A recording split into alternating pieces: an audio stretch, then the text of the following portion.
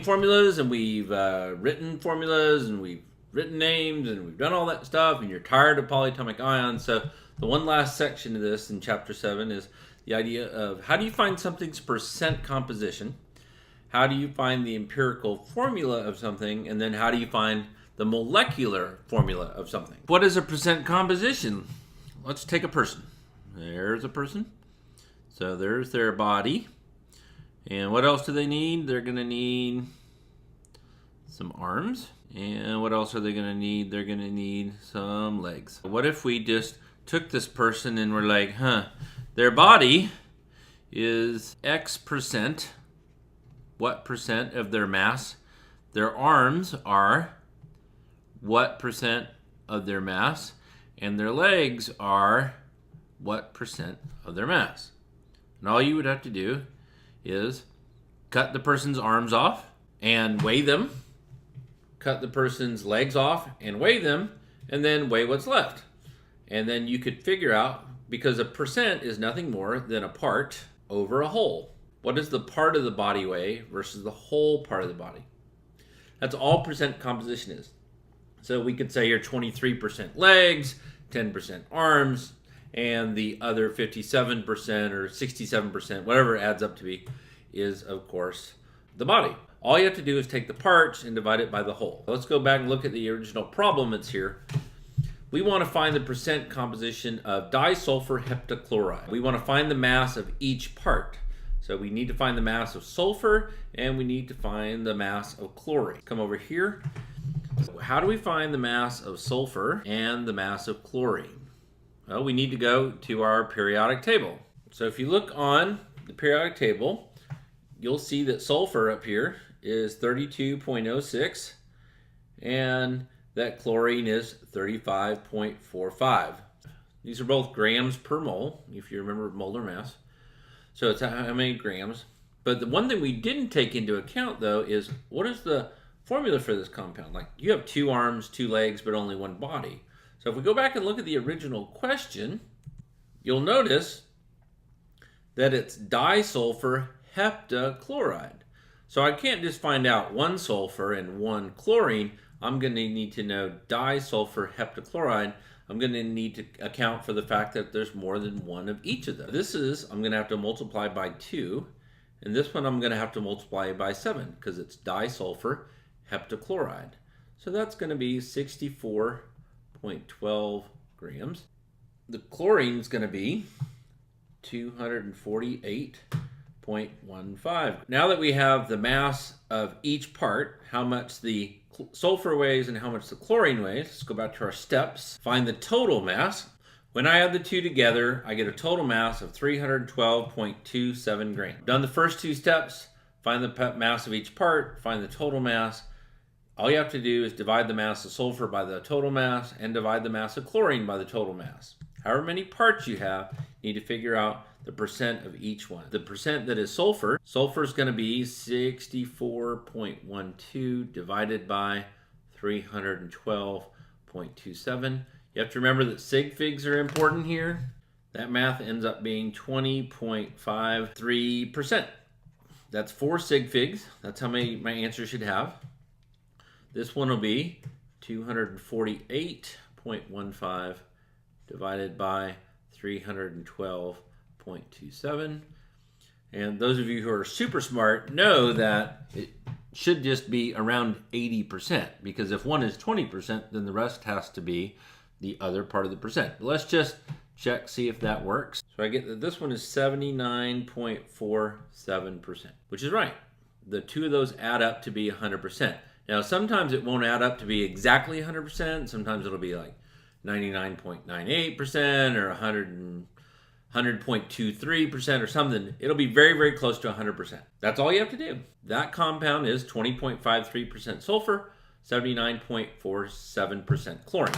Go ahead and get these steps down to find an empirical formula. Once you have them in your notes, you can start it back up. I'm going to show you how to do this in stepwise. Here's a problem that's given to you. They would give you this set of information right here, the percentages of each element. So your first step, change percent to grams. All you have to do is change the percent sign to a gram sign. That's the simplest thing. That's all I'm doing right here, is changing percent to grams. Second step, change grams to moles. I divided each number of grams of magnesium, grams of phosphorus, and grams of oxygen, divided by their mass off the periodic table. Divide through all the number of moles by whatever's smallest. So you want to look at your answers for number of moles and divide through by the smallest of one of those answers. What that does is, instead of making it a 0.897 to 0.901 to 3.14 ratio, it's going to make it much prettier. It's going to make it a something to 1 ratio. And when I divide through all of them by 0.897, because that's the smallest answer, I get a 1 to 1 to 3.5 ratio. If it's a 1 to 1 to 3.5, you can't just leave it like that. You're going to have to actually do something with it where you multiply it by a whole number that would give you an actual whole number. 1, 1, 3.5 means we need to multiply the whole thing by 2. Right? If it was 1, 1 to 3.99, then that would be close enough. If it was 1 to 1 to 3.85, that would be close enough. But anything that's like a 3.5 or it could be a 0.33, in which case you'd multiply by 3, that's what you need to do. The empirical formula, the simplest whole number ratio, is Mg2P2O7. This is useful because let's say that you're analyzing a sample and you find out it has this many grams of magnesium and this many grams of oxygen and this many grams of... You can actually calculate what the chemical formula is simply by determining the empirical formula. So a lot of times analytical chemists analyze a sample. It could be even something like a secret recipe of something. And by analyzing the ratio of chemicals, they can figure out the formula of it. So that's why this is useful in life. Last but not least, molecular formulas. Molecular formulas are when you're given an empirical formula and a molar mass. An empirical formula is the simplest whole number ratio, while a molecular formula is the actual ratio. So for example, you've all seen this molecule before, C6H12O6, the famous molecule glucose. Well, that is a molecule of glucose. So this is its molecular formula. That's actually what the molecule looks like. But what is the empirical formula for this bad boy?